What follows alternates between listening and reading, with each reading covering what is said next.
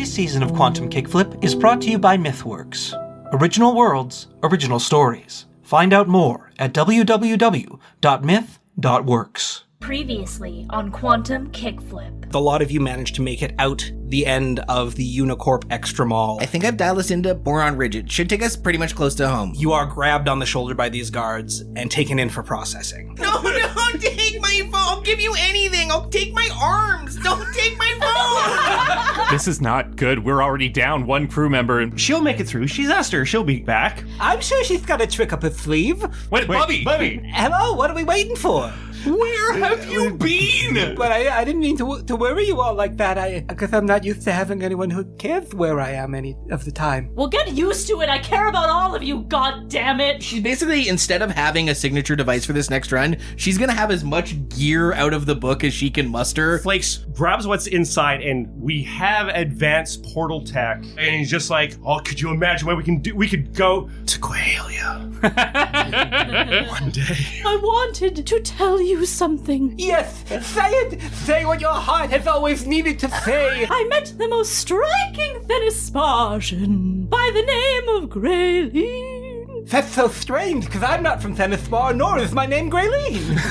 Somebody broke into the Drow Cube, and now that little candy freak is missing. You know something you're not telling me? Esther has the ability to hack into stuff. So I don't know, maybe she had something to do with it. Well, I mean, I guess this is a complete success. And then kilometers away, you see the lookout tower just start to buckle to one side and then fall. The double doors burst open and a squad of rescue agents marches in. Gobriel, Lubgorch, you're coming with us.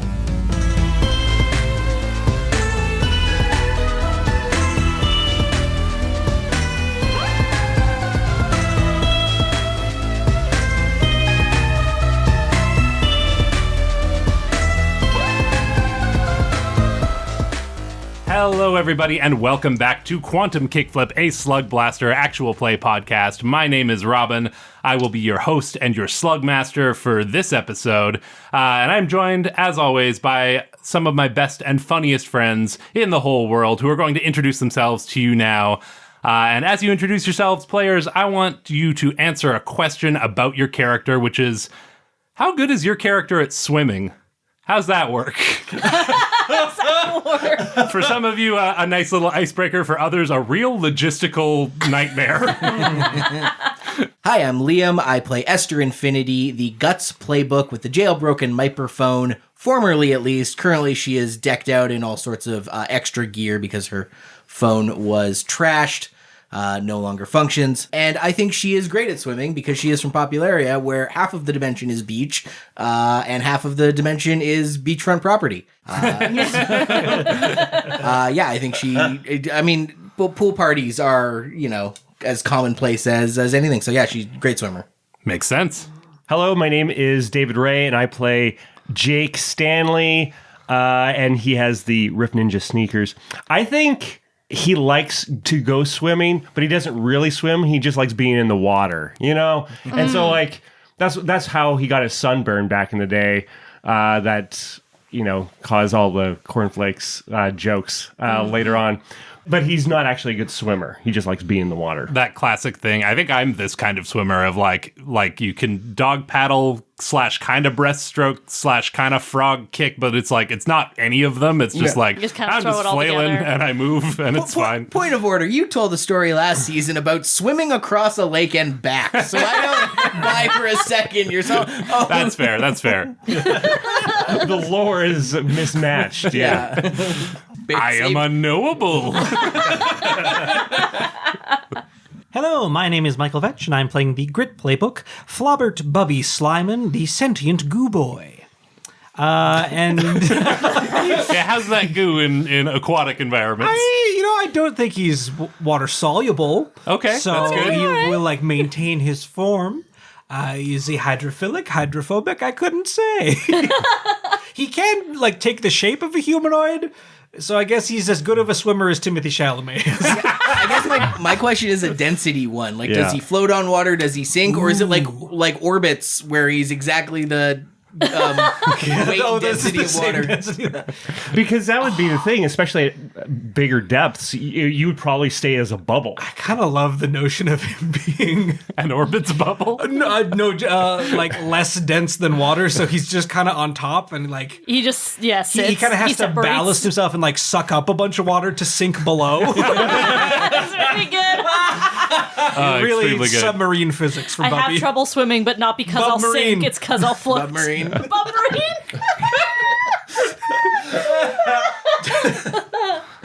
Hi, I'm Laena, and I will be playing Miserée, the Heart playbook with the Voidwear backpack body situation. And I think she swims well, but only in very deep water, because that's like a water version of a void, so she's right at home there. But when she's up by the surface, she doesn't know what to do with herself. That makes sense. Yeah. The opposite. She drowns in a kiddie pool. Yeah, she can't join the swim team at the school because the water's not deep enough. I love the idea of watching a race with lane swimmers and like 9 out of 10 are on the surface of the water and one of them is at There's the just bottom a of shadow. the pool and it kicks everyone else's ass. Or everyone swims faster to be like, get me the fuck away from this. I found several little rings at the bottom. And as I mentioned, my name is Robyn. I'm your host and your Slugmaster for this episode. But my character, he can swim. He's from Desneen. Remember? So, yeah, he's a fish man. Do your homework. Dang. Good to know. I'm writing that down. Fucking hell. Speaking of swimming, that's a weird lead into an episode. Why would I be bringing that up? I guess we'll find out. It's time to play Slugblaster.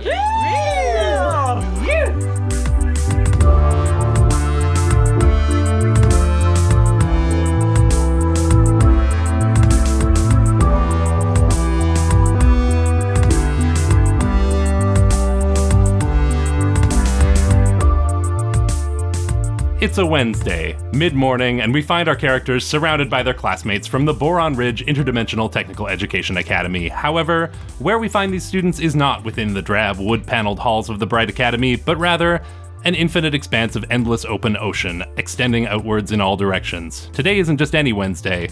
Today is Field Trip Day. In front of you, floating a little bit higher than the crowd in order to be seen by everyone, a Desninian rancher drones on in a rambling, constant monotone about the finer details of their vocation.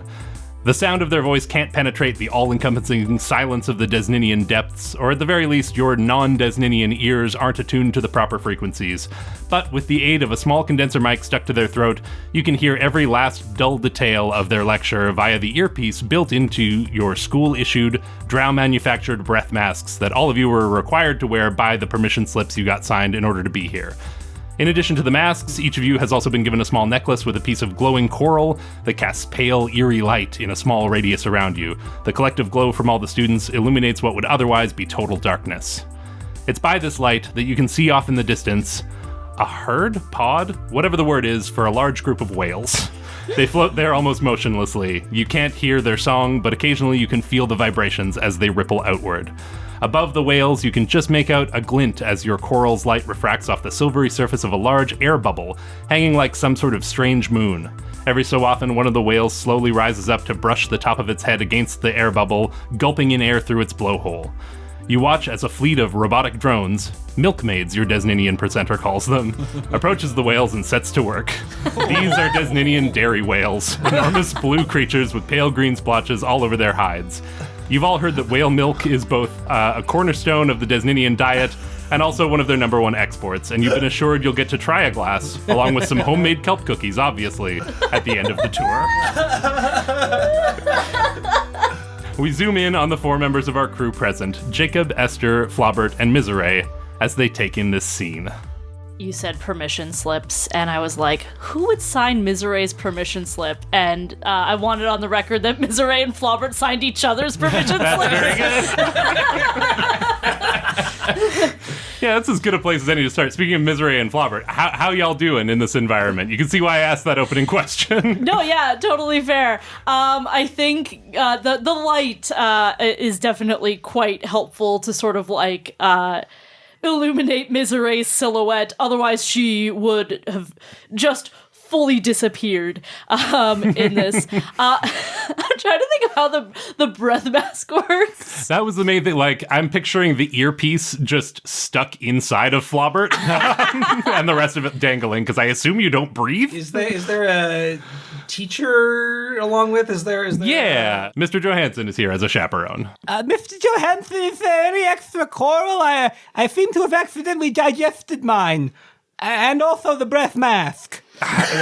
Okay, this is the last one, though. We're running low. We had a couple spares, but you've already been through 3. Oh, no.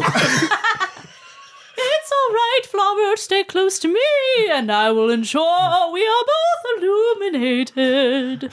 So first things first, Goby has texted all of you to let you know what's going on. You don't have a ton of information, but he's let you know he was taken in by Drow, but that he's okay, and he will explain everything once he's back. And second things second, Jacob has some exciting intel to share with the group. Okay. I think I have a lead on where we can get into Quahalia. Ooh. Go on. Say more. Okay. So it's a little weird. It doesn't really make sense, but I think our solution is over there. And he points towards the dairy whales. There's apparently a whale that has a heart shape on it. And if we go through the blowhole, it can take us to Quahalia. Sorry, come again? Yeah, we're going through the blowhole. I heard, it's pretty exciting, and I think it's going to work. Wait, we just have to blow the whale and we'll get to Quahalia? Well, no, it's more like we blow into the whale. Okay, so the whale blows us to Quahalia. You got it. Something like that, It blows you right out of your mind. You won't believe that blowing. Yeah. Quahalia does wreck your mind a lot, so yeah, that's right. If I had eyes, I'm sure they'd be crossed here. God. It's convenient for some of you who are your own signature devices, but do we have hoverboards with us? I know it's a school trip, but are we able to? Yeah, I'm gonna do the usual lax stance we have towards that kind of thing, where you've got whatever you say you've got, and I think you're all crafty enough Slugblasters to know how to it can be stored in conceal me. or argue or store in Miserée or whatever you need to do to get your gear that I you think need. just my hoverboard Yeah. would be about the only thing I'd need you to hold on to. Everything else I can shove into a bag. And Jacob would be wearing his shoes. So Shoes yeah, I think already. any hoverboards are stored in Thanks me. for holding my hoverboard. I've got everything else I need in this waterproof satchel. You're welcome. I'm glad I can be useful. So useful. You can't even tell. Oh my god, I wish I could eat hoverboards like that. Oh, thank you. They go straight to my hips. I've been watching my figure. I think that maybe as time has gone on at Bright Academy, Miserée has started to look a little bit more kind of bipedal, vaguely humanoid-esque features. She's in the water though, and is what is this? How does this work? So she's just weird jagged blob once again. Now, Jake, we've established, has a fascination with Quahalia and going there. He mentioned it in the first or second episode with a tone of reverence. I'm wondering if you can shed some light on this for me and for our listeners, Dave. What is it that Jake is so excited? Why is he so excited about Quahalia? What does he think he'll find there? What is driving this quest? Oh, he thinks it's going to prove that heaven exists. Yeah. He thinks that's where heaven is, and he wants to check it out. So, Flakes, Plinko, is this another heist? I don't know. I think it's just going to be an adventure. I think we're going to see all sorts of neat things there.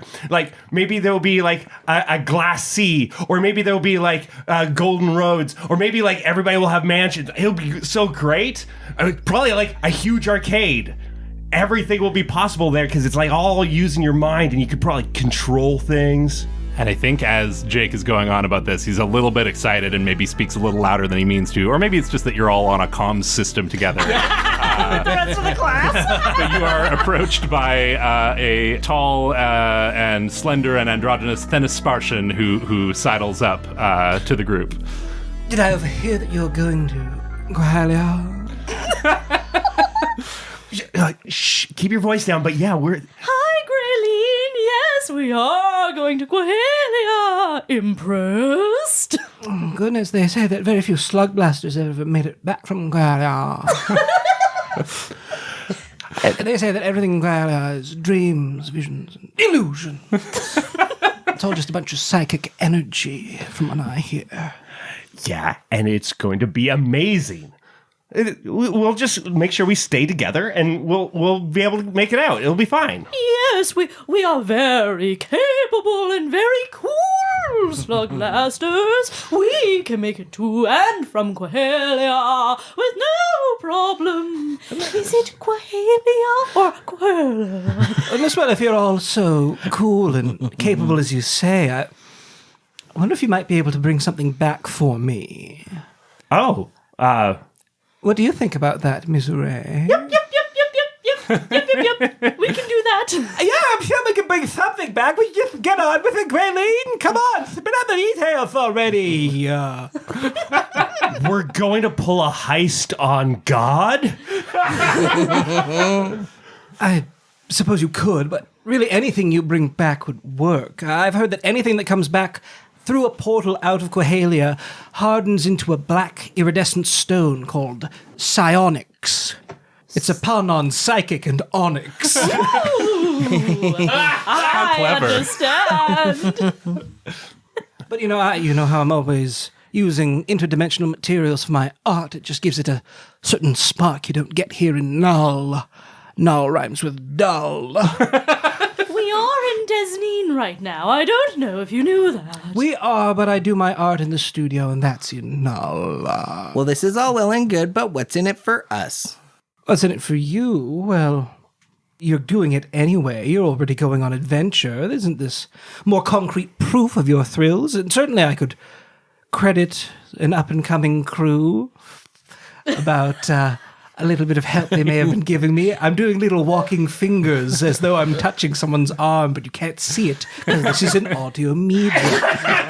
Yes, as this conversation is unfolding, Miserée, you're picking up on, like, a lot of this is directed at you specifically. How does Miserée feel about that? I think we can do this for the renown of being Slugbasters and out of the kindness of our hearts and no ulterior motives whatsoever. Blink, blink, blink. And like little black hearts are like floating off of Miserée and then disappearing into the ocean. Yeah, I suppose doing it for the love of the game when compared to listening to this guy drone on about fish milk. Yeah, okay, I'm in. The properties of whale milk are threefold Whale in milk, their sorry. nutrition and their Excellent. It's so wonderful to hear. You know, healthfulness. I trust you'll be able to find something cool to bring back. I trust your eye. Ooh, perhaps there is something you can do for us, Grayleen. Perhaps you could assist us in a distraction so that we may away sneakily into the portal. Distracting? You want something distracting? I can be distracting. I can do something that's distracting. But Bubby, you have to come with us. Yeah, I could do that.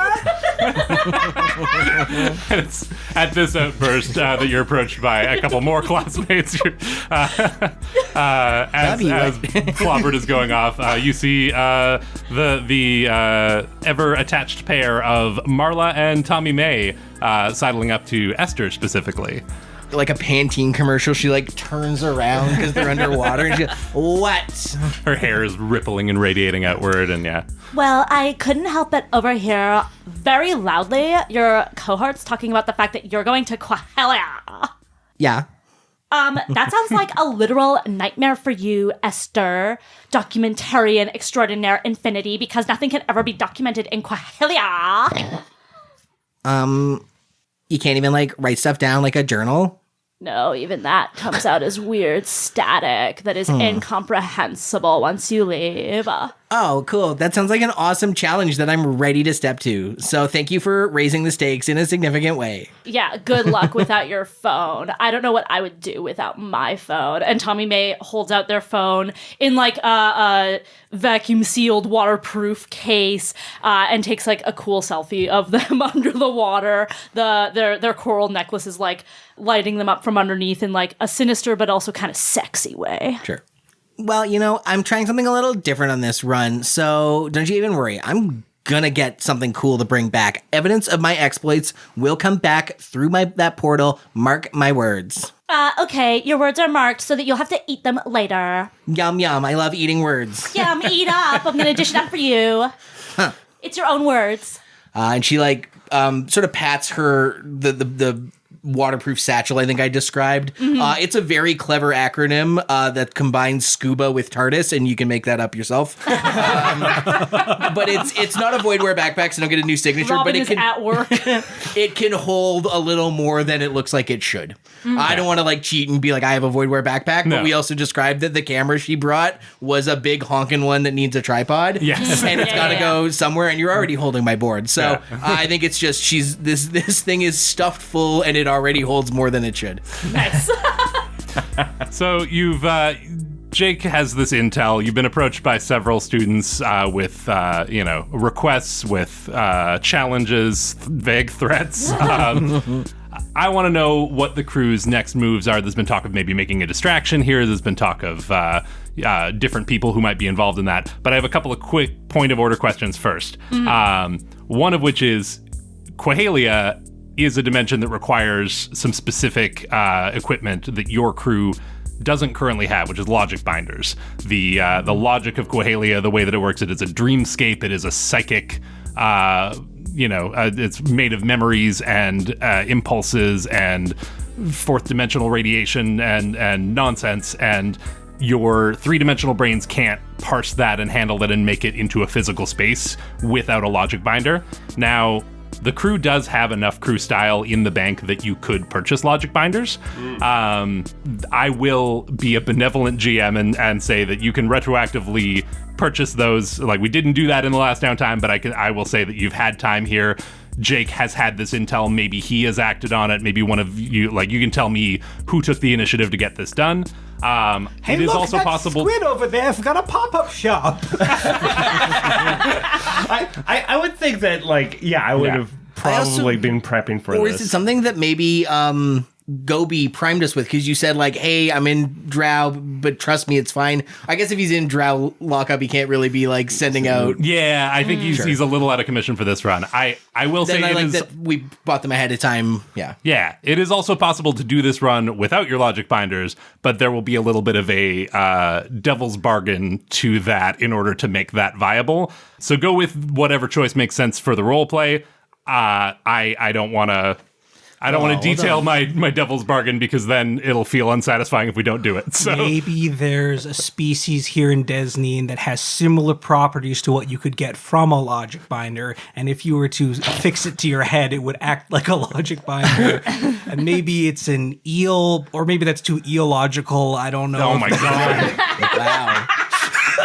It's a long walk for That underwater. was a long walk. There's a long walk and there's not even a pier here. Based on how Jake got a hold of this information, and also the fact that he's loved Quahalia, or like has thought about Quahalia, I think he would be up. He's not normally a preparation guy kind of a thing, but in this case, it's like, no, I don't want to. I want to be able to survive Quahalia. So I think I probably would have gone ahead and got those. Excellent. And you spent our crew style without talking to us first? Oh no, more tension in the group. This nebulous style.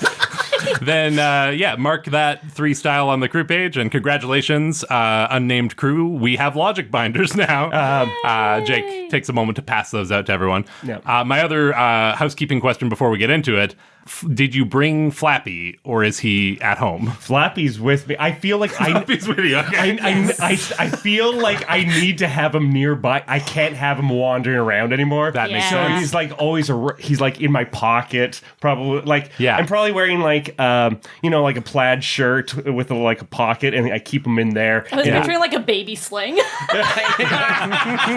I was picturing us in wetsuits because we are underwater. Yes. So is he maybe just sliming around inside your wetsuit? Like, I mean, he can probably get out of the pocket, right? Yeah. And like that shirt would be inside the suit, and Very good. Yeah. All right, then I think that's everything that I need to know. The last thing I'll lay out for you guys is there is a reward for this run. Quahalia is not the kind of place where you would, necessarily find components or useful slug blasting gear or anything like that. It's a weird dreamscape. So in addition to, the several NPCs that you've been approached by and the various quests that you may be on personally, for the crew, there will be a run reward here. If you make it into and back out of Quahalia without peeling back, you will unlock a new secret non-regulation trait for your playbook. Ooh. Okie dokie. I just have here in bold in my notes and underlined, very cool, you want this. Yeah, okay. I don't know what to tell, but that's what my notes say, Wow. so take that accordingly. Hey guys, I really want that. Sounds cool. Yeah. Not only that, it sounds very cool. So with that, what is the crew's next move here? Okay, well, yeah, if you can do a distraction play for us, we'll bring you back your psionics crystal. All right, I suppose I could cook something up. Let me see if I can conjure some art supplies. I want to see if I can maybe use my astral intake or something. The coral light that I have, I want to produce dozens of them to give to Grayleen to very put good. on a You're light essentially show. like multiplying the coral to create a light show. Yeah, maybe I swallow it and I'm whoop, and then I'm trying to duplicate it inside my own void In somehow. the void. I love that. Yeah, absolutely. We'll need a roll for this. I think this will be the roll for the distraction play as a whole, and then we'll get a second roll to sort of use that to your advantage to get through the portal. I like that this is a thing that you're rolling for as a player, even though Grayleen is helping you, but I do feel like you should get some help from Grayleen here. So take a d6 to this roll. Thank you, that's fantastic. That's Grayleen's contribution, and then Here, if you're have a successful, D6. Oh, thank you. Everyone's talking about these new trends of mechanical things in the real world. Well, let me just add a kick and maybe I'll mark a style. I am going to mark a kick to try and mark a style on this roll. When we resolved to do more in-character voices, this wasn't what I meant. All right, 2d6, 1 kick. I got a 6. Hey, there we go. Describe to me Miserée's contribution to this distraction. So the light around her is sort of illuminating her form, which is pretty formless in the water. She doesn't really know how to hold it very well. And then it just zoop, gets swallowed up. And then it's actually not her usual effort that she puts into it. It just kind of floats back out and is floating out in the water, and then is joined by a second, and then a third and a fourth, and then a fifth and a sixth and a seventh and an eighth. And then 15 of these just float out of her towards Grayleen. And she's like, is this going to help? Absolutely. Lighting installation. Grayleen, I want to say, unplugs the earpiece from the breath mask and plugs an aux cable in from their own phone and loads up some experimental electropop that they've been working on in one of their fits of multidisciplinary creativity late one night. Media.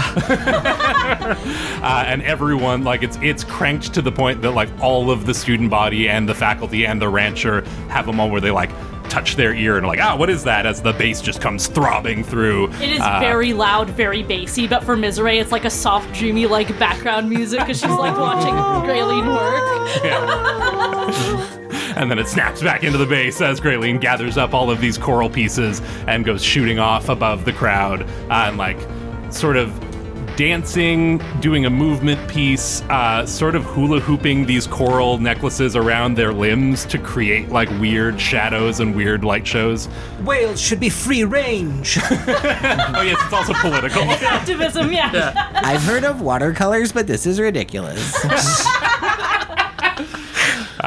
With a 6, you have your style and you have your full distraction. Everyone's attention is on this madness going on. Let's go, go, go.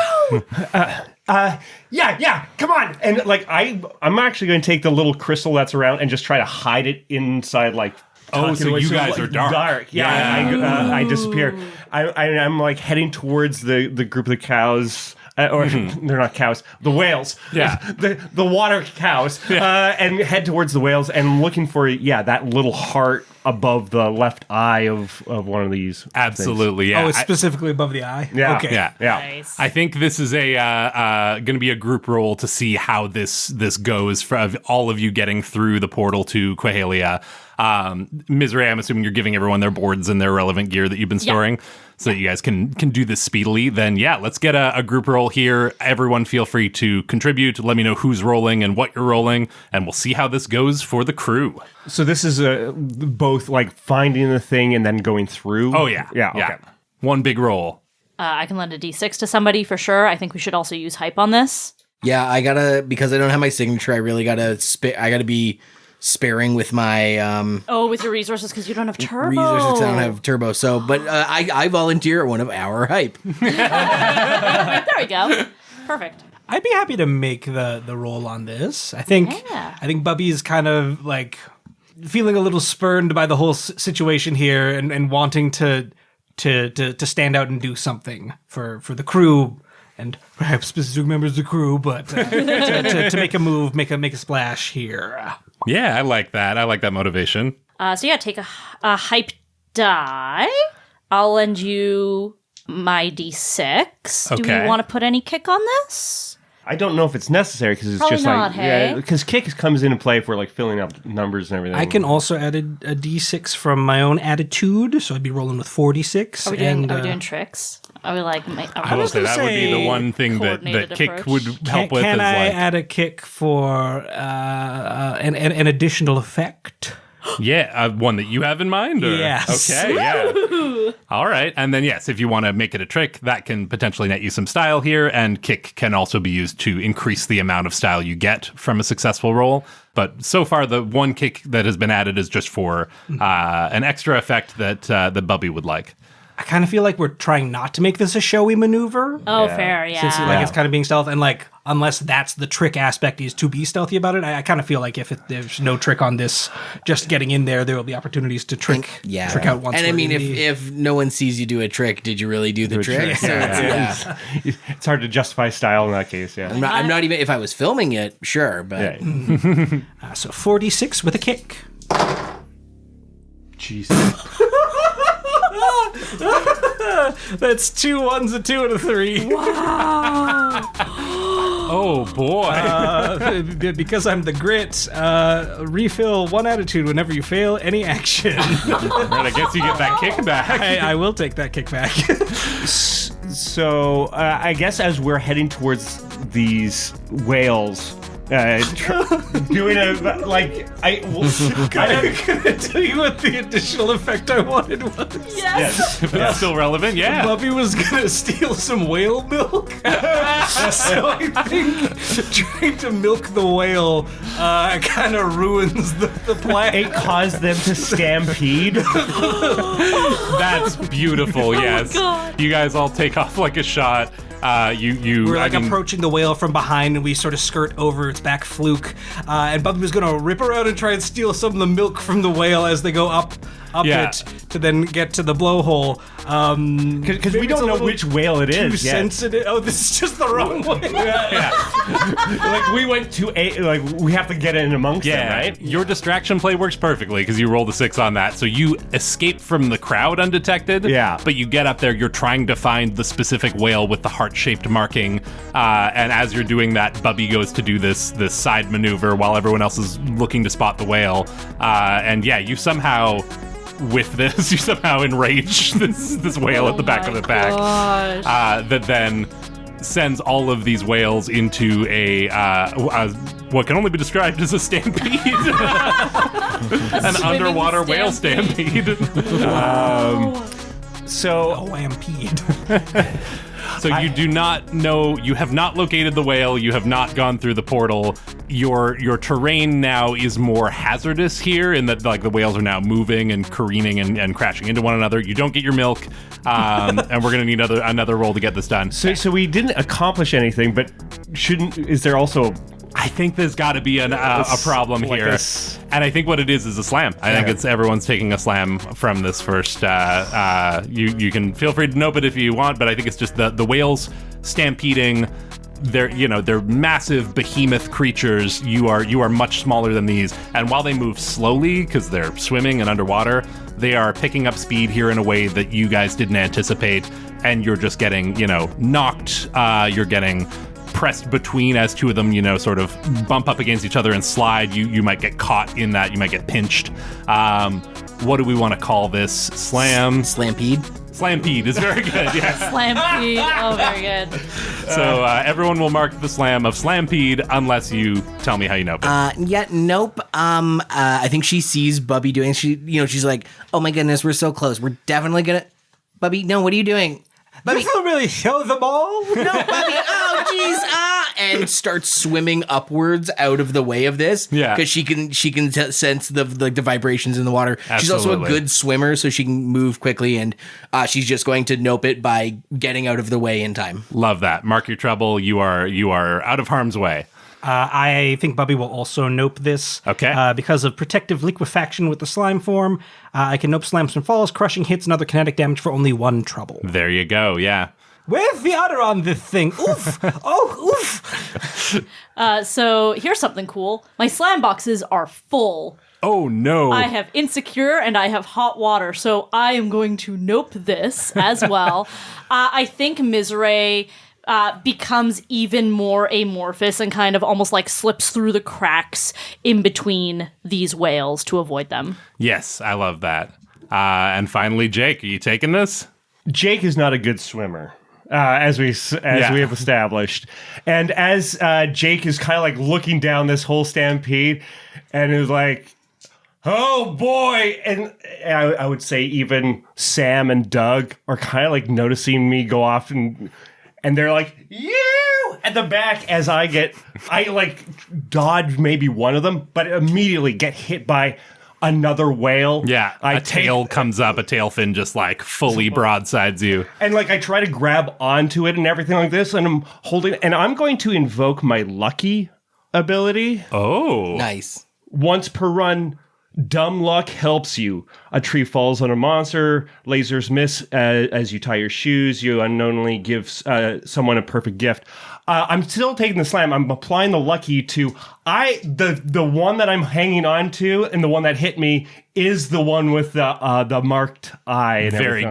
good. Yes, I love that. And so I'm like, ow, ow. And then I'm like looking over as I'm still holding onto this whale, and I'm seeing it. And I'm like, I found it! I found it! I love that. Mark your slam of Slampede.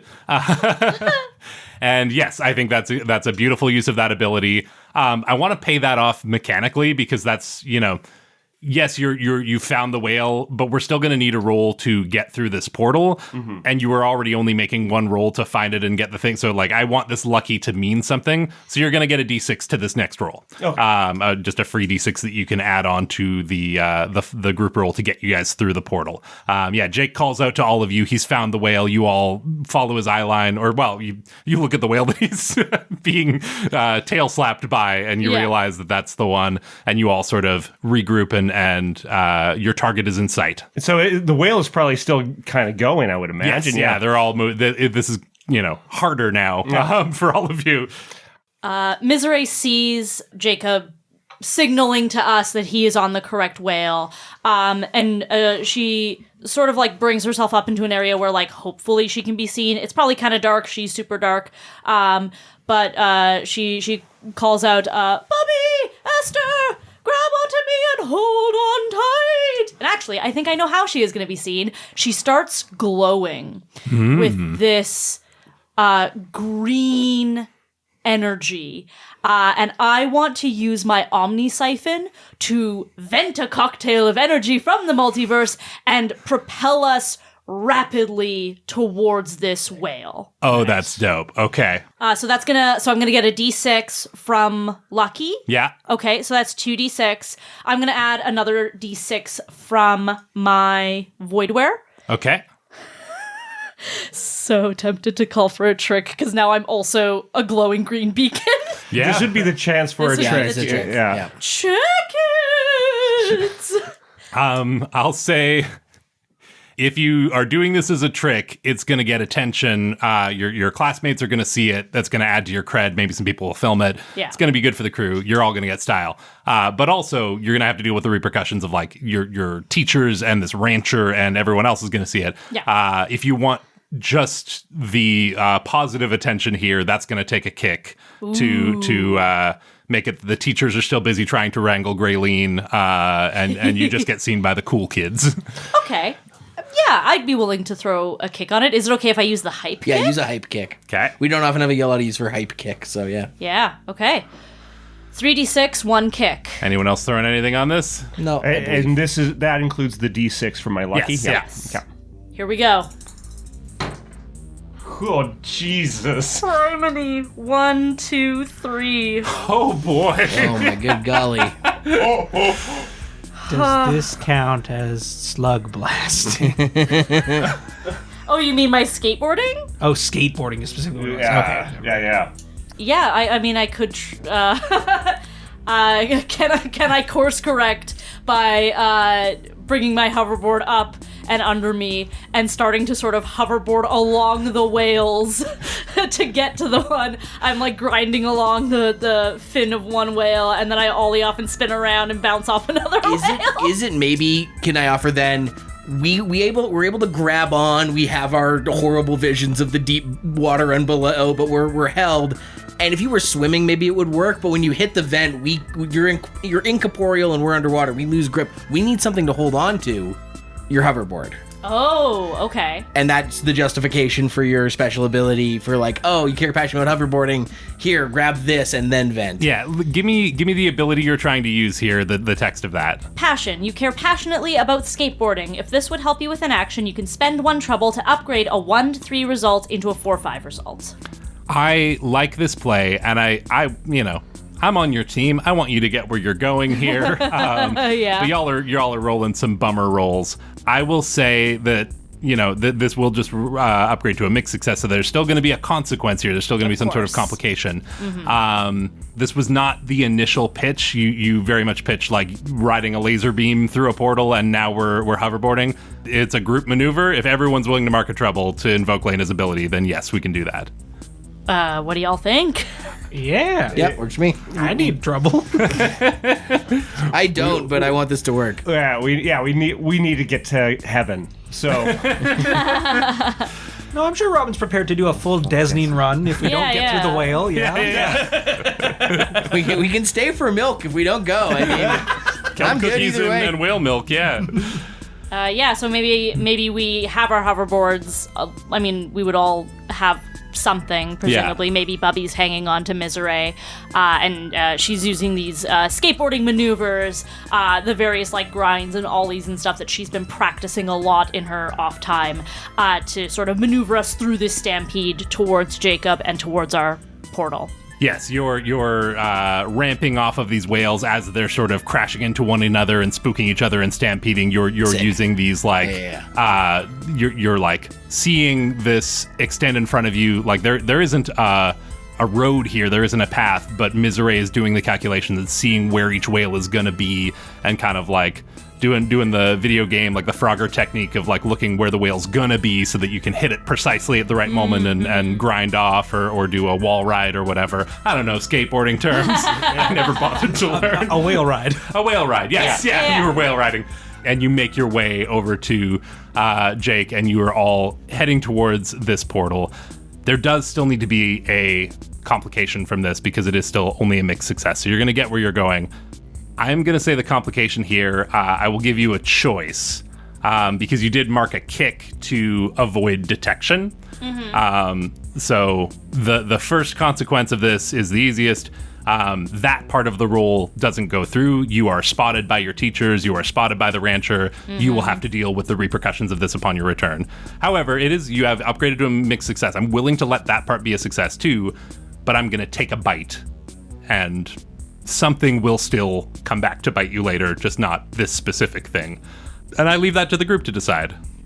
I think by this point, being noticed is like it's something that just makes sense. Like enough of the maneuvers have gone askew from what our plan was. They're stampeding. They're stampeding. We're a shooting star over a stampede of whales. There's really no. Then you see as you pull off this last little bit of your whale riding your way over, you're grinding down a fin.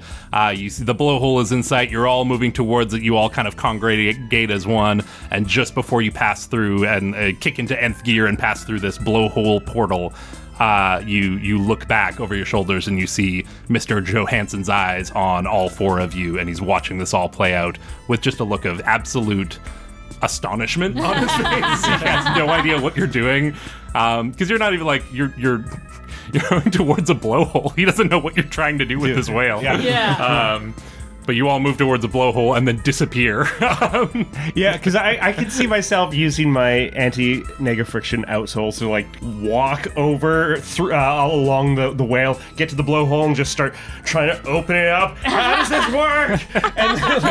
And then like try to like pull myself into the whale, and just like as I like activate the nth gear on my sneakers and just. Then if we're all sort of standing on the top of this whale as it's moving, approaching the blowhole. Sorry, Miserée, pardon my reach. Pulls her hoverboard out so she can kick into nth gear with the rest of you. All right, let's blow this whale. No, actually no. With that. No, god damn it! I wasn't trying to do that. I was trying to do a blow this popcorn stand. Yeah.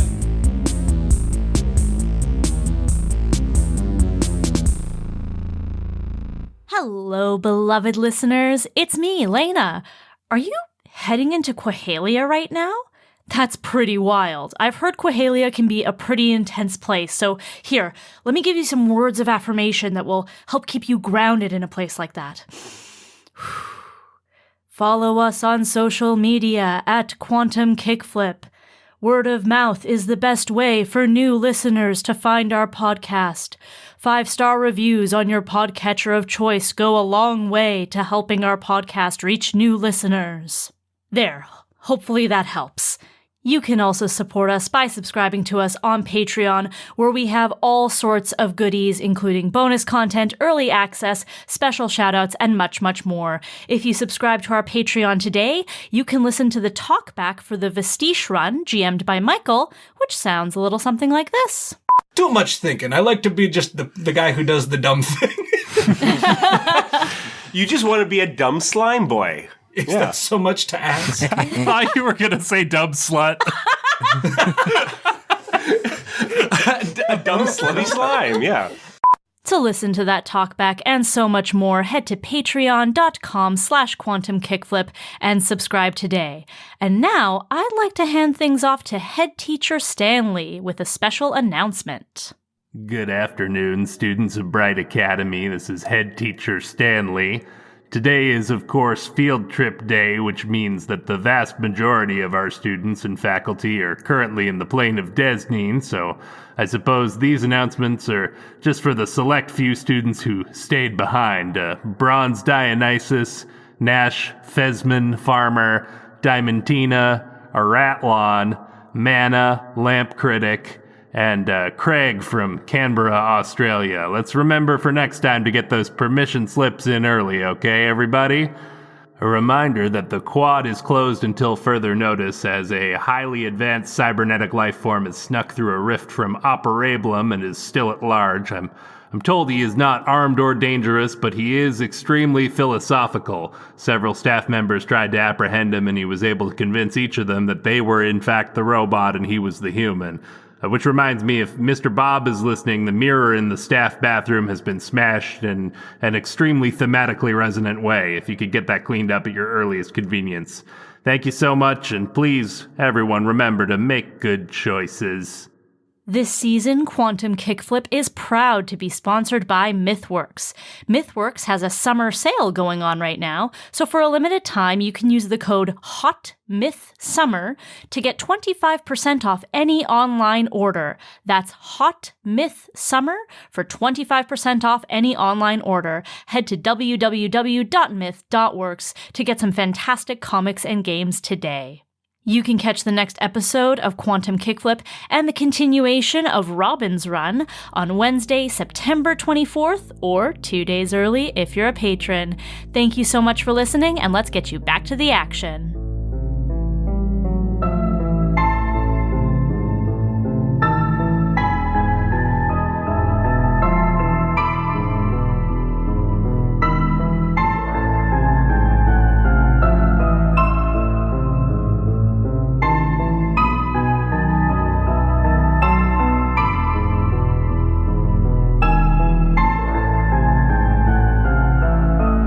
Jacob, suddenly you wake up.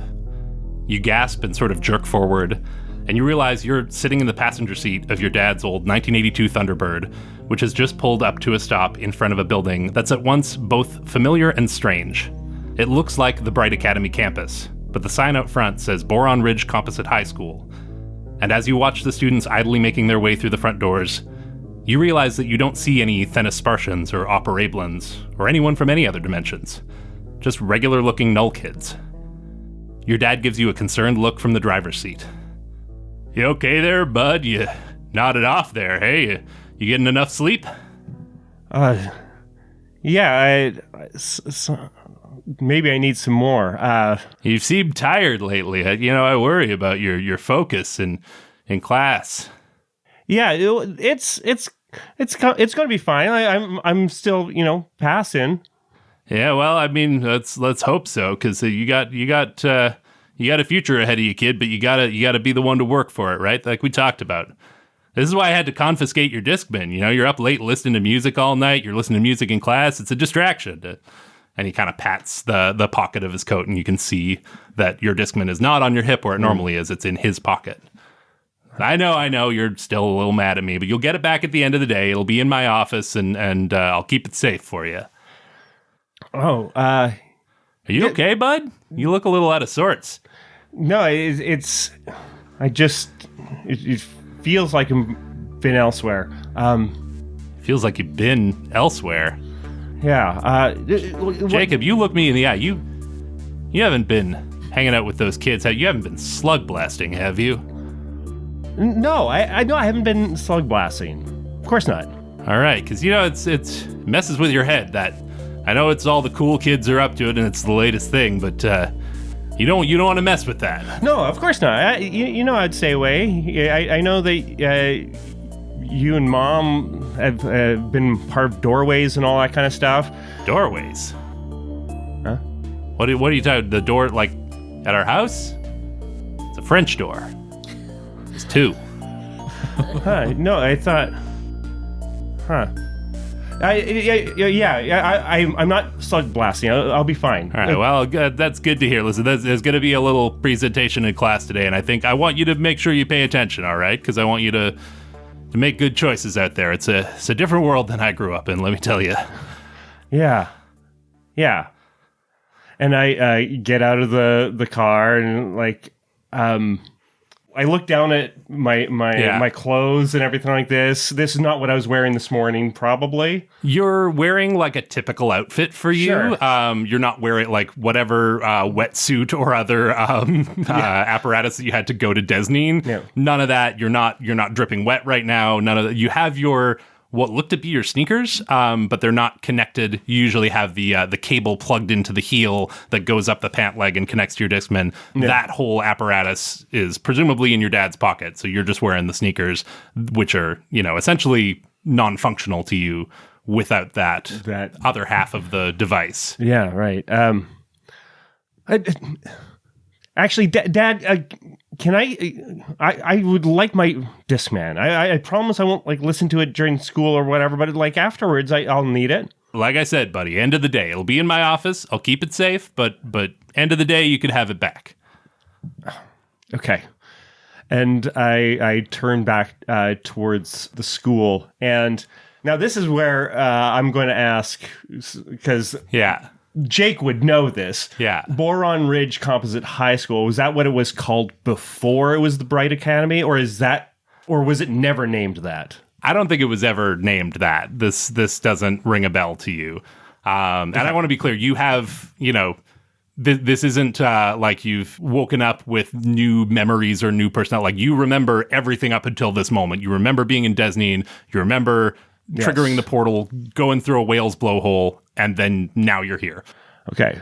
So, I think Jake is starting to click it. I was kind of playing with I'm kind of coming into this new reality. And which is fair, yeah. And I'm I'm not sure. And now it's wait a minute. Things are different here. Maybe I really am in heaven. Just also a question for, I guess, both of you. Where's Flappy? Yeah, as I'm kind of looking at the school and I'm realizing, Yeah. I'm here now, or whatever this place is. I start, patting my. You don't find him. He's not in a pocket. He's not under your shirt. He's not under your wetsuit because you don't have a wetsuit. You don't see any trace of him. Oh, no. And I start heading towards the school and trying to grab my bearings. We smash cut to a classroom where the teacher is introducing a special guest speaker here to talk to the class about a very important issue. Now, you've probably heard that slug blasting is cool, but it's not. It's dangerous, all right? Listen, we don't know where these slugs are coming from or why their slime has potent hallucinogenic properties, but what we do know is that ingesting that slime to have visions of fantastical adventures in other realities is not safe. Okay? It permanently alters your brain chemistry. It can lead to addiction, incapacitation, or even death. It's heavy stuff. So if you think you've been to some fantastical world beyond the limits of our reality, and your memories aren't lining up with what you know to be true here in the real world, you may be experiencing the after effects of slug blasting, of ingesting this hallucinogenic slime. You need to talk to an adult that you trust, a parent or a counselor, and you need to make a plan to get yourself clean, all right? And as Mr. Patterchuck ends his speech to the class, you recognize this speaker. This is someone who you remember coming to Bright Academy to give an anti-slug blasting speech, but the speech was very different. It was all about nth year and portals and whatnot. It wasn't this whatever he's talking about mind-altering slime that kids are getting high on. I'm in an alternate dimension where there's no slug blasting except for fake slug blasting, which involves blasting slugs, but the weird drug kind. But how, if the slug blasting I know of going into other dimensions, if that doesn't exist, then how do I get back? Is any of this out loud or is this all internal? I think it's muttering. And I'm probably sitting beside Sam and Doug, I assume. Yeah. They're still there. Yeah. Yeah. So I'm probably next to them. And so they might be seeing me kind of freak out a little bit. Yeah. You see your null classmates, but Shelly is not wearing any of her signature armor. None of them have if they had, fussed stickers or infinite pizza patches. None of those are there. They're wearing, plaid and metal militia hoodies and, small town boy attire. Yeah. Shelly has a no surrender shirts. Yeah. Shelly has a Roxy tee. Yeah. Hey, do either of you know where I could find Miserée or Goby or Esther? Yeah, I don't know who any of that is. Are those people or what are we? I don't remember what voice I was doing for these. It's okay. Okay. You okay, man? Hey, teacher, I think we got a slug blaster right here. This guy seems pretty messed up. He doesn't seem to know where he is. Real friend move. He slaps your back a little too hard. Is that true there, son? Have you been messing around with the slug slime? Because it'll mess with your head. It'll make you think that you've been on all these crazy adventures, that you've been places and met people that you haven't. Okay, you got to know what's real and what's here and now. This room, this conversation, this is real. Okay. I think I have been slug blasting. Patterchuck's eyes light up and he's like, oh, no one's ever admitted to it before. I felt comfortable enough to reach out to me. I am going to be here for you in this moment, okay? He's all ready to knight in shining armor. Yeah. Are you on it right now? Do you think you're in a... I think I'm in another dimension. Oh, no. Oh, God. All right. And he starts flipping through the manual. You slipping, son? You want to slip right now? and I think I'm going to actually stand up and try to just get out of the gym. Okay, yeah. Just in a classroom. He's just talking at the front of the room. Yeah. I'm just going to go run to the door. Here's the thing.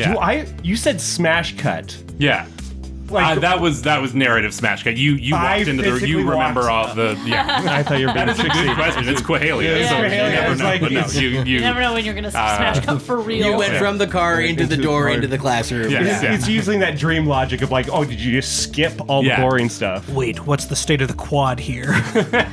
It's fully open. Oh my god.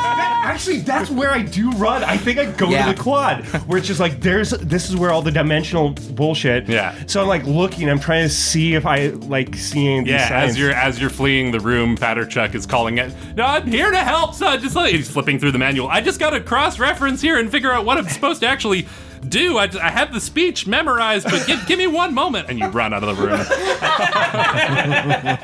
room. Making your way towards the quad. I think we're going to leave Jacob there in his confusion and cut away.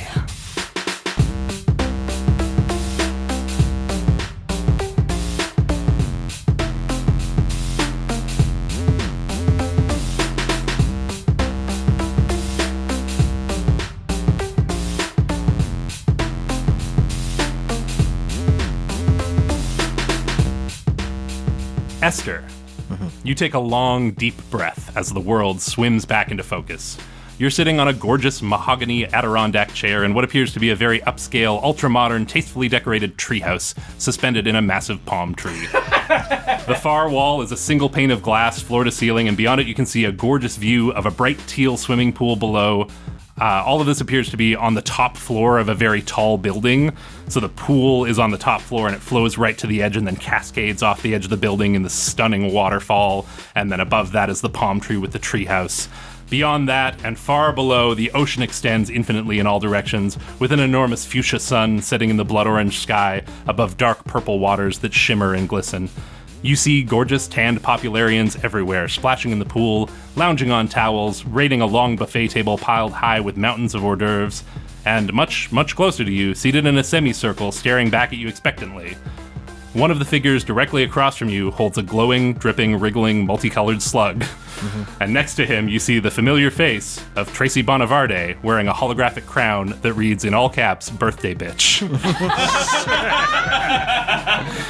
And she looks at you and says, "Well, how was it? What did you see? Did you go to any other realities?" Yeah, I was in Desneen a second ago, but What's that? what? It's like the water world. What was that character's name again? Tracy Bonavarte. Is this someone she knows? Yes, this was the birthday party that you were Right. supposed to go to when your dad was extradited and you had to sell it to hack your phone. It's like an all water world. There was whale milk, I think. And they all start like laughing and giggling and like high five, like, oh, high five, whale milk, nice, that's great. Oh, I want next. I want to see what I see. And you see the slug gets passed to the next person, and they like take a big lick of it, and then kind of like fall back in their chair and start like glazing over. And what is she wearing? You're wearing whatever you'd be wearing to a Popularian birthday party. Oh, great. Then she's the same outfit that she would kind of wear to school, but just to the nine. So still the jacket, but like a nicer skirt, polished boots, a few accessories. Yeah. Do I still have my Bago gear and hoverboard? Because I hoverboarded in here. Yeah. I'm going to say you don't have that gear on your person currently, but you see near the door, there's like a pile of coats, and you can see very nearby, like you see your bag, the same bag that you had, and your hoverboard leaned up there. So it's like you don't have it on your person, but you can see it within eye shot, like it does still seem to still be there. You also, the thing you do have on your person is your phone. But if you were to open it up and check it, you would realize that this is not a hacked microphone, but rather a standard issue, because that phone didn't get hacked until you sold the invitation to this party to get it hacked. Right. Okay. Are you okay, Esther? Yeah. You seem like I mean, we're slug blasting, so obviously you seem out of it, but like you seem really out of it. Yeah, like, the come down's very weird. I'm just trying to like reorientate myself to reality. Hang on, let me look at my phone. And she like looks at the date, and it is a Popularian time and date. Yeah. Right, whatever And that it's might Tracy look like. Bonavarte's birthday. Yeah, that's You have a calendar notification. The calendar on her phone. She's like, okay, and like she looks outside. She's like, this is Popularia, but not only was I not going to Popularia, it'd be a whole thing if I came back. Sorry, because guys, this is Came gonna back from where? this might seem like a weird question. Like I said, I'm still trying to orientate myself. Does the government care that I'm here? They all start laughing and they're like, what government, like Did the government get an invite to this birthday party? like the judges panel are you talking about? No, Yeah. they don't care. Well, I mean, they care about you because you're Esther Infinitē and everyone cares about Esther Infinitē, but they don't care that you're here. Oh, say more about that last part. Well, your social credit is huge, right? You're part of the Infinitē dynasty. Your family is well respected and everyone knows the Infinitē name. Yes, they certainly do. I am the best.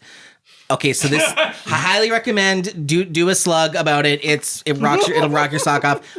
It does leave like a weird taste in my mouth. I'm just gonna go swish around in the bathroom. One second. Okay.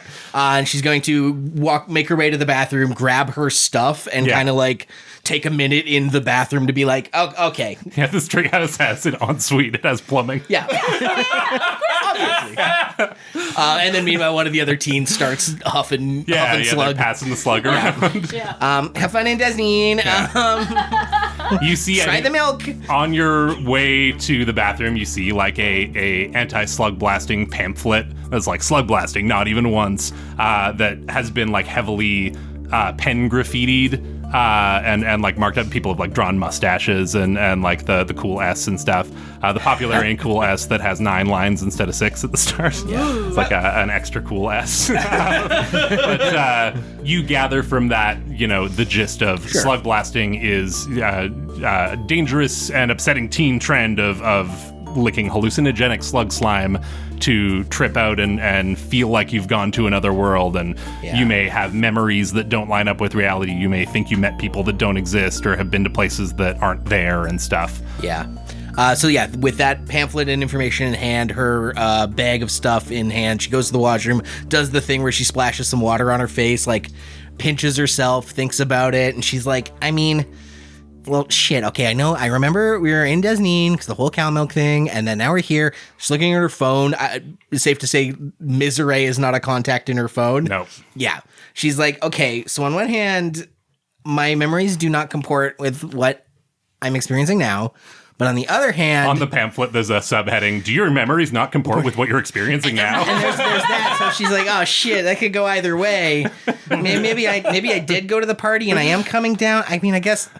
Opens the bag, and like the fact that all the stuff is in her bag, she's like, she was ready to go either way with it. Okay. She was ready to be like, maybe I did drugs that have warped my brain, and I was experiencing something I didn't. It was a nightmare. Mm-hmm. But the fact that she's got the stuff that she remembers packing with her, she's like gonna take the bet that this is some Quahalia chicanery and not... Sure. She's going to trust that reality, but like just barely. And she's going to go, okay, well, if this isn't what I think it is, I'm about to look like a crazy drug-addled weirdo. I mean, I guess I'm betting this is Quahalia. So time to suit up and find my crew.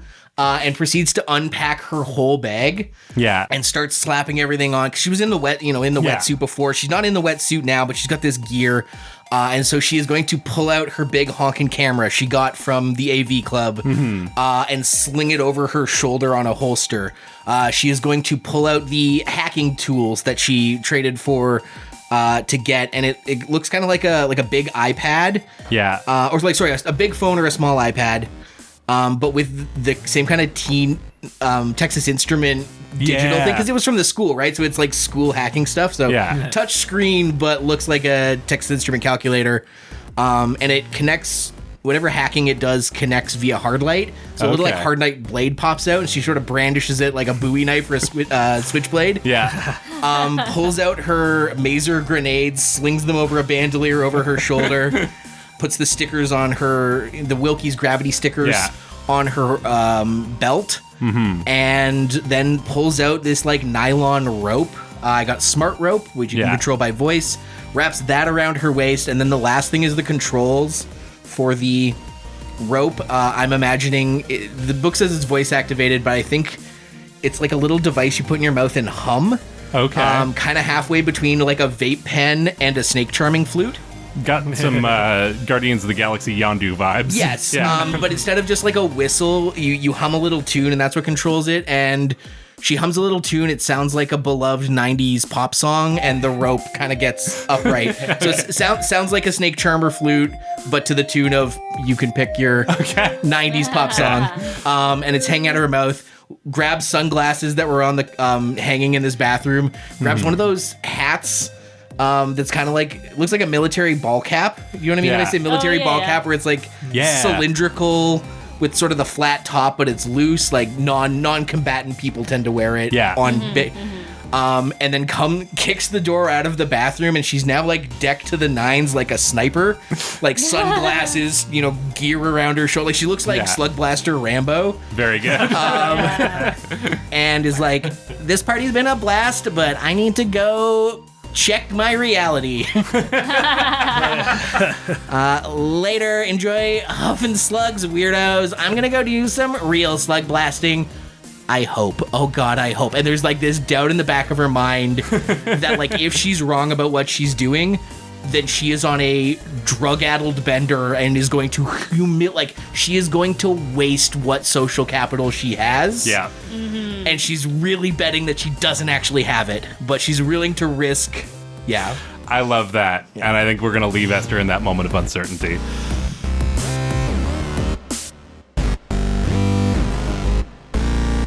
Miserée. You awaken. Your surroundings are dark and dingy, concrete floors, metallic walls, dim fluorescent lighting. You see several heavily armed figures dressed in hazmat suits posted on either side of a heavy metal door with a high, narrow window. One wall has a desk that's barely large enough to support the massive computer array on top of it, a half dozen monitors showing various video feeds. A mass of cables and wires trails off the side of the desk and snakes its way across the floor, terminating at some sort of high-tech device directly below you. You realize you're floating in midair. Everything has a sort of eerie blue tint to it, and it takes you a second to piece together that the room isn't actually blue. You're being held inside some sort of energy field. Little arcs of blue lightning crackle off of your surface and out towards the edge of the field intermittently. You look to the computer monitors again and recognize some of the video footage. It looks like Bright Academy? You hear footsteps behind you getting closer. Stepping into view, you see a tall, thin figure in a lab coat. For a moment, the blue tint of the energy field messes with your perception again, but you soon gather that no, this figure actually does have deep blue-green skin and bulging yellow eyes. You almost didn't recognize him. He looks older, and besides, you've rarely seen him outside the suit, but you recognize his face. It's Goby. He has some sort of glass bulbs with water protruding from his neck, encasing his gills. From the few parts of him you can see that aren't covered by his lab coat, it looks like he might have other cybernetic upgrades as well. He speaks, and you can't tell if he's talking to you, the guards, or just monologuing out loud. Incredible. It fully integrated. It accepted the illusion. I thought it'd push back more. I mean, we gave it a pretty far-fetched scenario. And can you imagine letting this thing enroll in a school? People willingly befriending it? Ugh, imagine. Still, it's promising. If it'll accept a scenario this ridiculous, it should be relatively simple to control. Goby, what's wrong with you? He doesn't pay you any mind. At your voice, the guards sort of shift nervously and grip their energy weapons, and he kind of waves them out. Don't worry, it can't access the void while it's in the containment field. It's powerless. We'll need to run more tests. This thing came from the waking pits. We can't be too careful. Goby! What kind of game is this? I'm deeply confused. He sits at the desk and begins entering data into the computer there. And you find yourself, just floating in this energy field in this concrete bunker of a room. What do you do? Goby! Seriously? Let me out of here? Where is here? Why don't you have your suit? He doesn't address you, but he turns to the guards like, "Oh, this is interesting. Actually, it thinks that I'm friends with it because in the scenario that we loaded into its mind, one of the friends was modeled after me, so that I could keep direct control over it and survey the results up close. So it thinks that it's still within the illusion in its mind. It hasn't parsed reality from illusion yet." Fascinating, and he starts taking down notes and figures in his file. That's really mean. No response. Back of the head. I want to use my Omni Siphon to break the field. You attempt to... This is the blast of energy through the void. Yeah, you attempt to summon energy from the multiverse and sort of funnel it and blast your way out. And you find that, as far as you can tell, what Goby has said seems to be accurate. You can't access the void while you're in this energy field. You reach within yourself and try to summon this energy, and it feels like that part of you has been made inaccessible somehow. So I can't access my voidware capabilities right now. Yeah, it's like someone took your device away from you and said you'd get it back at the end of the day. Okay. You do see that this energy field doesn't seem to extend beyond, like it's encasing you, but it's sort of a sphere in the middle of the room. There's like a module on the floor and ceiling that's projecting this around you that's sort of both keeping you contained and levitating and also presumably interrupting your powers to some degree. So I can't move? You can... I would try, she would try moving. Yeah. I think if you want to, you find you can, shift within the gravity field of this thing, but you can't seem to sort of permeate the edge of it. However, this is where I will absolutely accept a roll to try and escape from the field. Yeah, she's going to float to one of the modules that's projecting the field and try to eat it. I love this.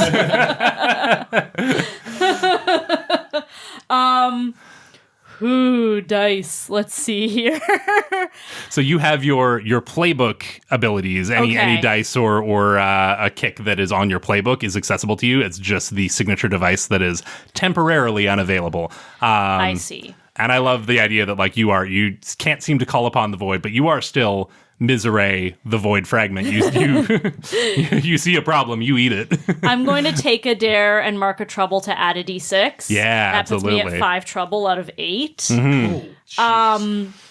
And I want to mark a kick. Okay.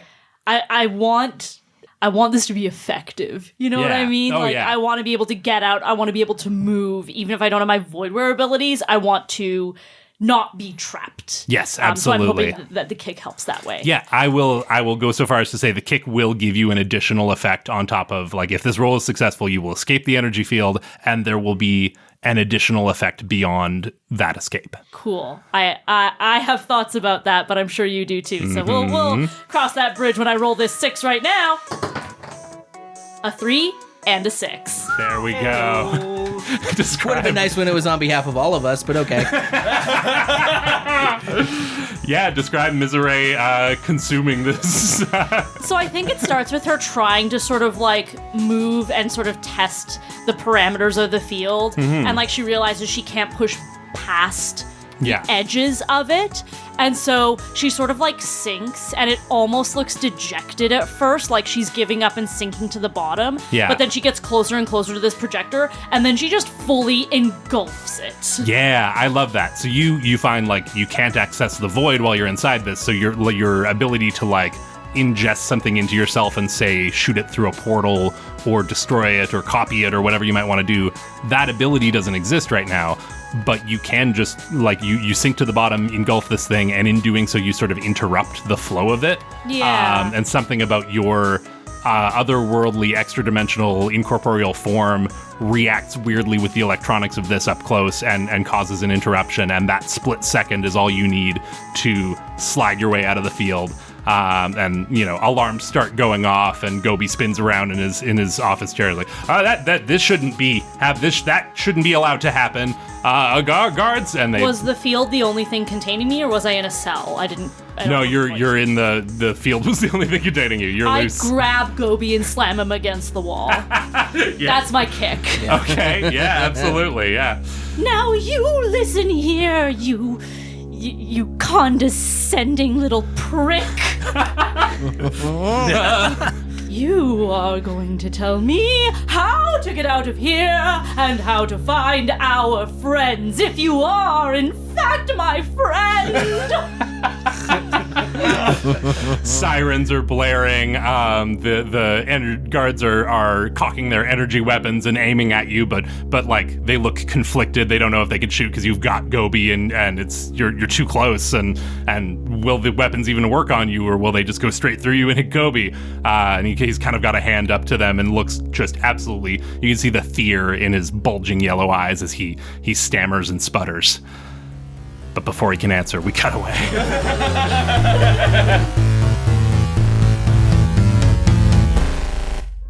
Flobert, your vision is hazy, a blur of colors. You hear a distant voice say, "It looks like he's waking up." You blink and the image in front of you resolves into a bedroom painted in soft, bright colors.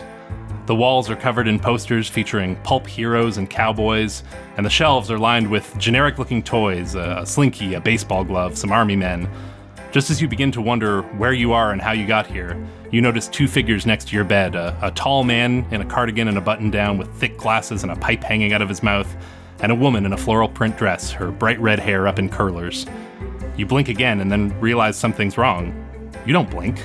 You don't have eyes, do you? Your eyes wander to a full-length mirror hanging on the bedroom door, and you catch a glimpse of a teenage boy with short hair propped up on a mountain of pillows in a four-post bed. You blink again, and so does he. Hanging from one of the bedposts, you see a bright purple baseball cap. Bobby? Bobby, son? Oh, Bobby, we were so worried. It's us, sweetie. It's Mom and Dad. Don't try to talk. The doctor said you might not remember us, not at first, but son, you were in an accident. You were playing around in one of those awful portals, and you got some sort of chemical on you, and it turned you into oh, I can't say it. Slime, son.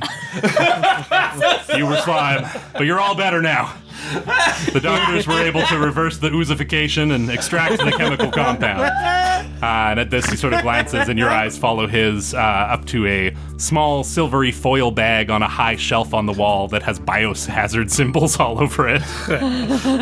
They said the transmogrification may have caused some strange hallucinations. You may have dreamed of a different life, but your memory's gonna come back with time. It's gonna be okay, son. Yes, you're home now. You're safe. We never left your bedside, and we weren't the only ones. And suddenly a girl in a bright lavender sundress comes running through the door and cries, "Bobby!" She wraps her arms around you and hugs you tightly, and then says, "Oh, what the hey," and gives you the most chaste peck on the cheek. "Sorry, I know we said we'd wait for marriage, but I was just so worried about you." It's me, Stacy Stupendorfer, your ghost-steady gal, your sophomore sweetheart. When you didn't meet me down at the malt shop, I knew something had to be wrong. You're never late to our dates. Maybe now we can still go to the big sock hop on Saturday. If we enter the big swing dance competition, I just know we'll win first prize. And you see these three faces beaming at you, looking expectantly at their Bobby. What do you do? I think for a moment, Bobby just like looks down at his hands. Yeah. Turns them back. Even when he takes on sort of a humanoid form, he was used to being able to still see through the translucent slime that was him. Yeah. But you can't see through human flesh. Now you're just solid. It's just there. Well, you're telling me that there was something going on? I turned into a slime? This is your human voice? Like a weird Jerry Seinfeld? Like a Bob Dylan. Bob Dylan, yeah. You're calling me Bobby.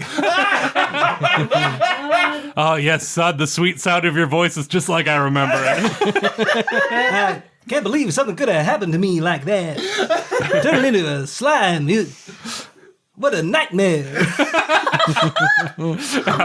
I'll stress, as I did with Dave earlier, you have all your memories of the campaign up until this point and no memories of being Bobby before this minute. But how much you decide you want to embrace this new life is fully up if to you. I am as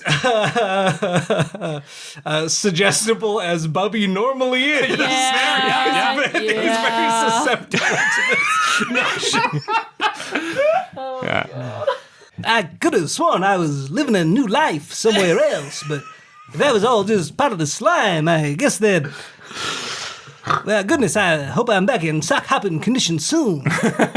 I've been having an urge to get a little more electric here. As you say, sock hopping Stacy Stubendorfer just beams and hugs you again. She's like, "Oh, it's really is you. Oh my goodness." And your mom apparently says, "This calls for ice cream sundaes," and she hurries off to the kitchen to go make ice cream sundaes for everyone. Wow. We can leave that there if you want. I am curious. I know it's not my hallucination, but you said there was a bio-waste bag on the top corner of the thing. Yeah. His dad made reference to they were able to reverse this oozification process and remove all of the chemical compound that did this to him. And it's, I see. It's I mean, you can hazard a guess that has something to do with this foil biohazard bag that they've just sort of seemingly put on a high shelf as though, like, that's not for Bobby to play And with. that takes care of that. I mean, if you're going to get it back, it'll be at least until the end of the day.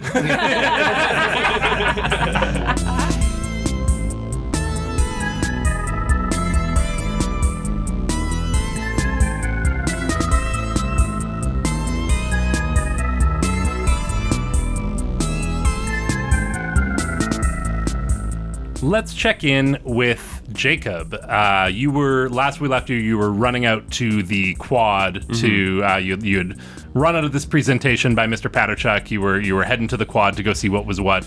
You burst through the double doors and out into the open air. And for the first time in a long time that you can remember, there's no sign on the doors saying "Do not enter." There's no caution tape across. Nothing preventing you. You run out into the quad and it is open and it is beautiful. There's blue sky, there's birds, there's trees. It's lovely out here. Okay. So if I'm in a dimension where dimension travel is not possible, how do you travel out of a dimension like that? Wait, I need to find the others, but if the others not around here, how? And I can give you some options here if you'd like. Okay. I will give you the opportunity to roll to basically the Slugblaster equivalent of a perception check, trying to look for clues, for traces of the others, for anything that might guide you towards what you're looking for. Like, you can do a general roll for that. You don't necessarily have to know what you're looking for. You can just tell me that you're looking for a thing. And I will also, the other thing is that, because you mentioned like being in a dimension without dimensional travel capabilities, you know that your dimensional travel capabilities are tied directly to your signature device and the ability to go into nth gear, and that is not possible without the other half of your device, which you know is in your dad's office. So if you want to make any kind of roll to go investigate that angle, that's another play you could make. But I leave it up to you. So my dad dropped me off at school, right? Yes. But he doesn't work at the school? Or he also came in. I should have been clearer about that. But yeah, he when he was saying, "I've got it in my office, you can have it at the end of the day," he is still the head teacher here at the Boron Ridge Composite High School. It's just not an interdimensional boarding school. It is a regular high school. Okay. I gotta start with getting my gear back. I think that's probably my first angle. So I'm like, okay, I'm going to kind of gather myself. Yeah. I wanted to go by one extra space before going to the office. I just want to see. I want to go back to that janitor's closet, the fake one with so I want to just open that door. Yeah. Is it locked or anything like that, like it was before? The door to the janitor's closet is not locked. You open it up, you see the sink, the mop bucket, etc., and that back wall that was there before it wasn't kind of thing on our first run. Do you go further into investigate? Yeah, I go in and try to like push on that and try to discover that false wall kind of a thing. That because it was like a hologram kind of a thing. Yeah. Give me a roll here. This won't be like a. I'm not gonna come down on you for a failure here. This is just like how you roll straight 1d6. How well you roll determines how much information you get from this. But there's no like. I'm not gonna throw problems at you if you fail. I like the idea of rolling a die here. Okay. Do I get the extra one because I'm chill? Fuck yeah. Okay. Dang, it doesn't matter. A 2 and a 3. All right.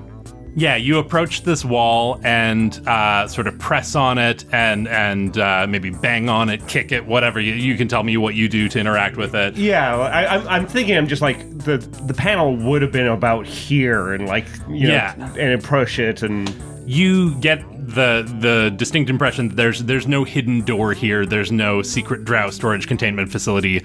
This is, for all intents and purposes, just a janitor's closet. Okay. There's nothing of interest here.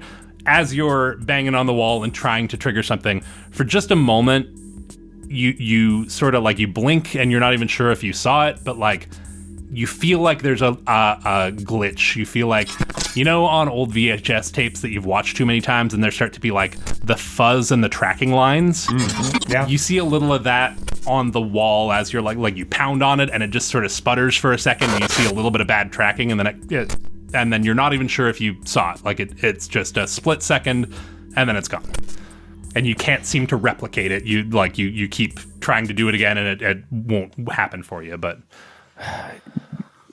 yeah, I'm going to need my hyperphaser. And I turn on my heel and I'm going to go to the office.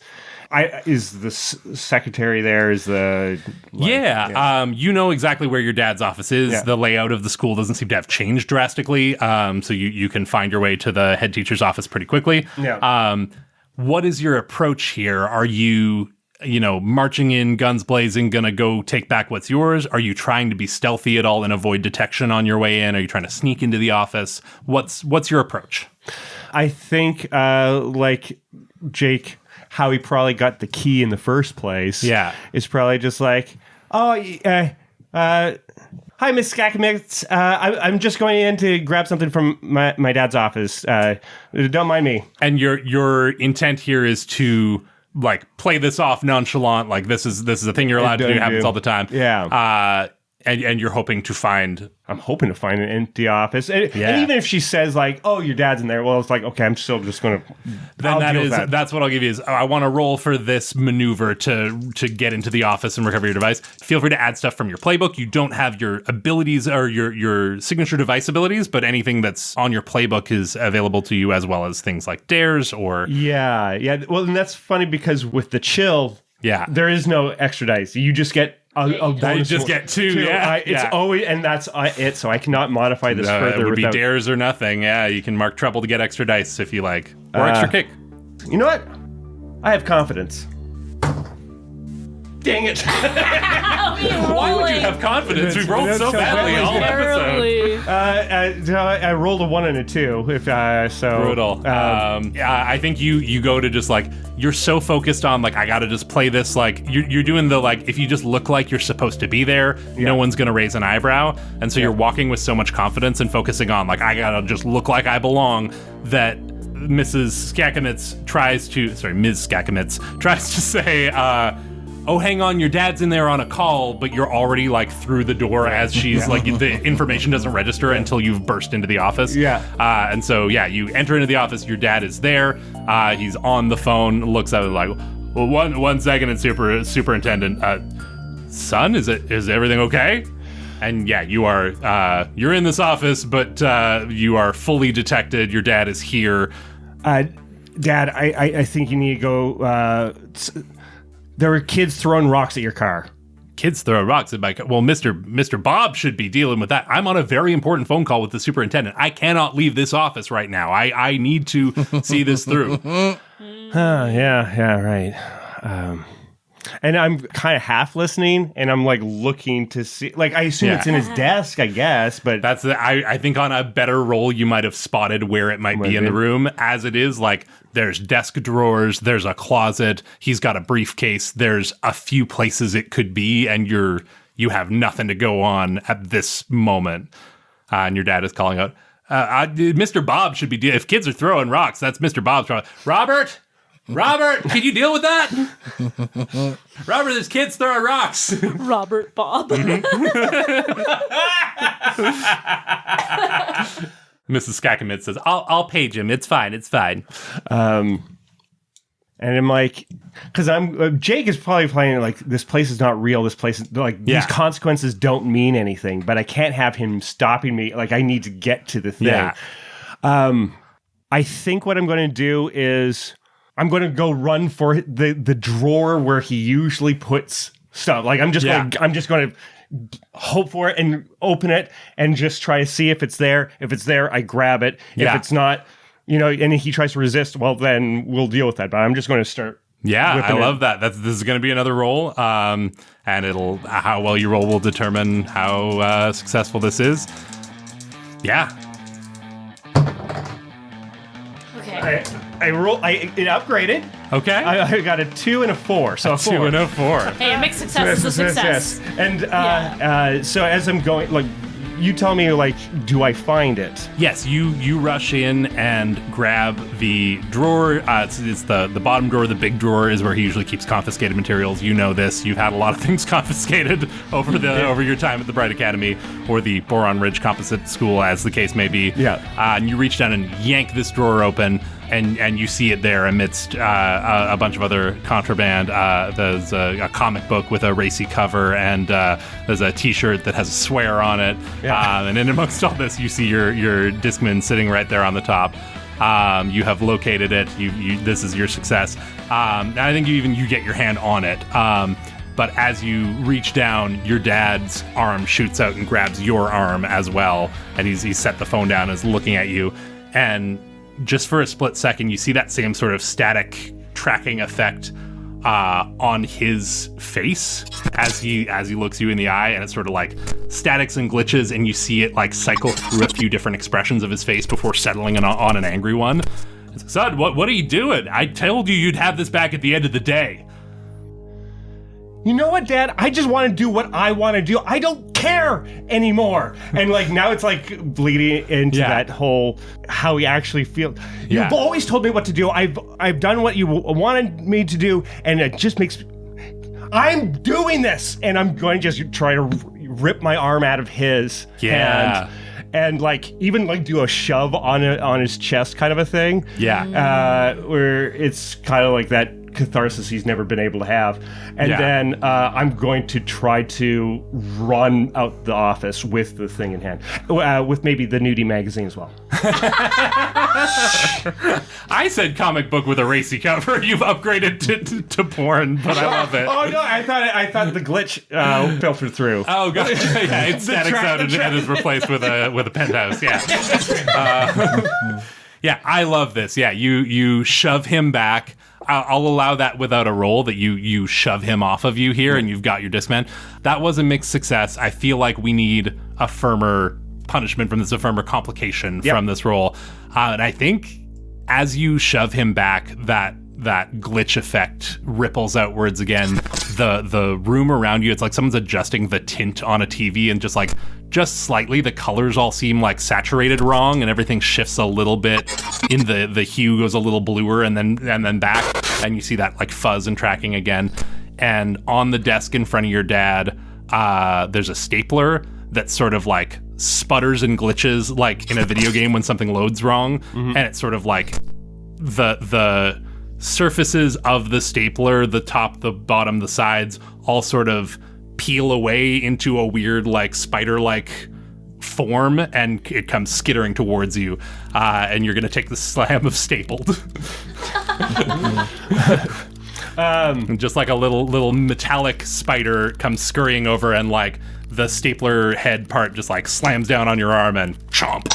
I think like as it's like latching on, nope, and just like bash it against the wall, Yeah. kind of a thing, because I cannot take any more slams. Yeah. That hot water slam to start off our thing. Yeah, you chuck it against the wall and you see it sort of like burst into pieces, and then immediately it resolves back together into a normal stapler and just like falls on the floor. And that tracking lines ripple outward from it again.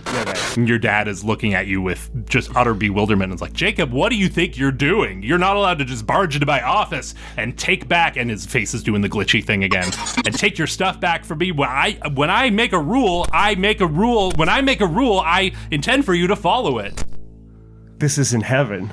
This is hell. I turn around and I'm ignoring him. You turn and start running out the door and down the hallway as fast as your legs can carry you. Every window you pass turns to glowing TV static. The tiles on the floor flicker and glitch every time you take another step. And far behind you, you hear a sort of scraping, skittering sound, almost like the stapler from earlier, but bigger. Much, much bigger. And it sounds like it's getting closer.